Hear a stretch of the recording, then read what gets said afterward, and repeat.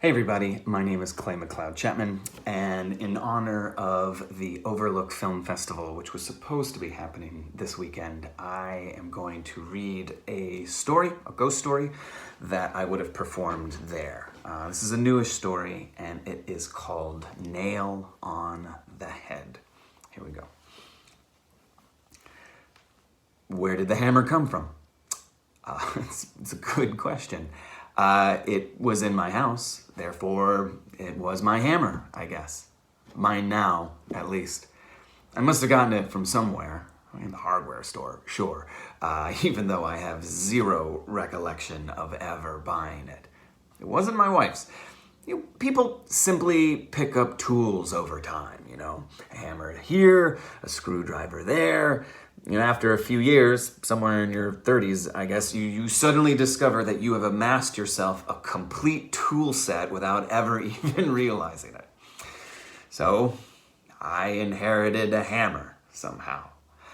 A Breck & Meyer claw hammer. It's got solid titanium head. Titanium apparently dampens the amount of recoil far more than steel, so it's easier on your wrists. You can hammer away for hours and hardly even feel the impact. When I picked it up, I was surprised how light it was. It had a 16-inch curved hickory handle. It's covered in rust. Rubbing my thumb along the grain, I felt something flake off. I figured it was just the varnish chipping away, but this was this was crusted. Scraping my fingernail over the wood, I realized the lacquer to this hammer wasn't what was giving it such a rusted finish, It was blood. Someone's blood had seeped into the grain, and there was a lot of it. Whose hammer is this? Nobody is ever going to mistake me for Mr. Fix-It. But now that I had my own hammer, I felt like I could repair anything. My wife could make fun of me all she wanted, but I could nail anything now. First up was this picture frame of me, Emma, and Billy, all 2 years of him. Emma had already asked me twice to hang it up, so I figured I could just knock it off straight away. So I lined the nail up along the wall, brought my hammer back, and smashed my thumb. I really landed it too. Everything went blindingly white behind my eyes, and suddenly I know exactly how it feels to puncture someone's skull. Like drywall crumbling, only wetter, I guess. I could see it so clearly. The hammer's bell pops open a hole the size of a silver dollar. You can spin the hammer around and you can use the claws to crack that cranium back even wider, as wide as you want. All you gotta do is slip the...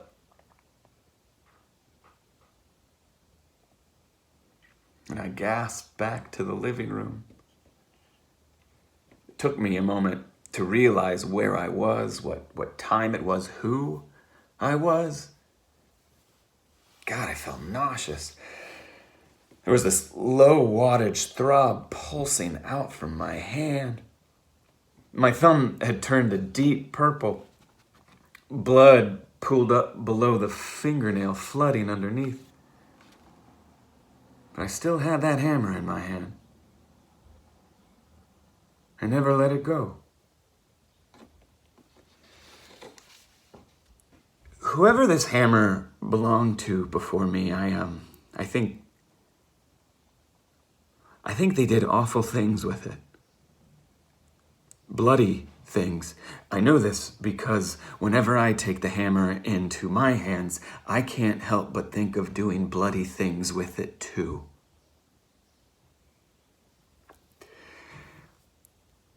There have just been so many repairs to do around the house, It's not like I had time to go out and buy another hammer. I already had a hammer.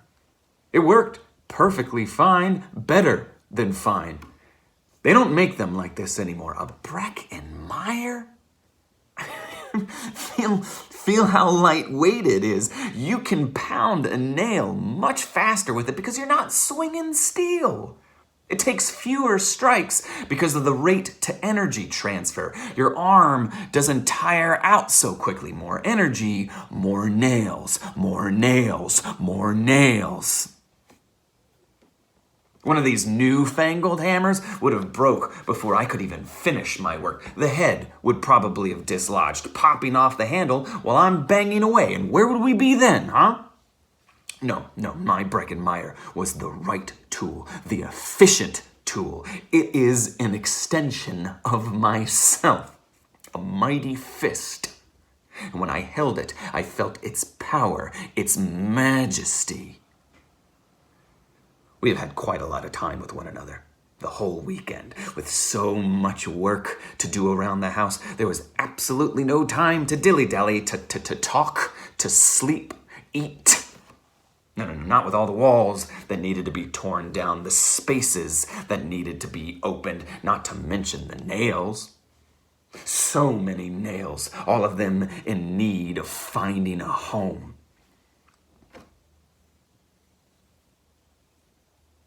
I was soaking wet by the time I had finished. Just covered in sweat. Sore all over, my muscles ached. I could barely lift my arm anymore. But I still had that hammer in my hand. I couldn't let it go.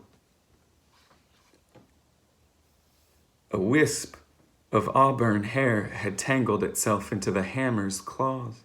It's funny, I remember thinking, my wife has auburn hair. I hadn't noticed her on the floor. At first I figured she was just a part of the work that still needed to be finished, a plank with a few too many nails sticking out of it, a pin cushion.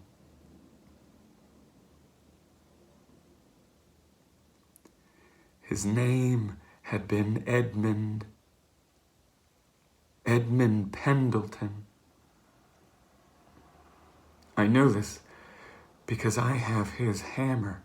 I know it's his because I have seen everything he did with it, everyone he murdered.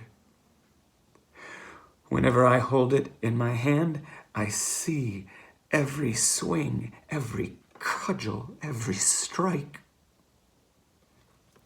I feel the ripple of impact reverberate through my bones. The energy of it travels up my arms, and I know what that moment felt like to him. How soft it was, how wet. What I don't understand is where all the nails came from. How they got over everything in our house, the walls, the floor, the furniture. It's all studded in nails now. Sea urchins. Billy is still in his crib. Or maybe that's just his stuffed porcupine, I don't know.